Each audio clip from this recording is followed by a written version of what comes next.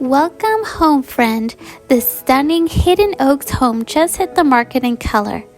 This one-story, family-friendly home features 3 bedrooms and 3 full bathrooms and 2,770 square feet of living space.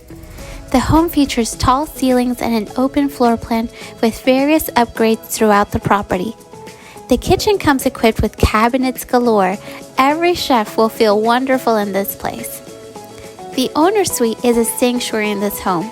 Plenty of windows and space for a sitting area in this room. Updated bathroom and walk-in closet make this room extra special.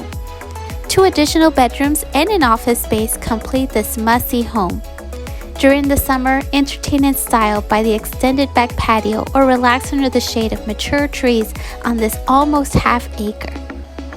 This home also comes equipped with an electric gated fence with side garages.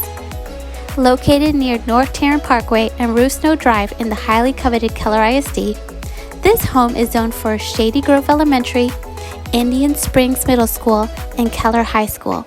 It won't last long, so call Ludwin and Margie Flores today to schedule an appointment to come see this fabulous home brought to you by Ludwin Group.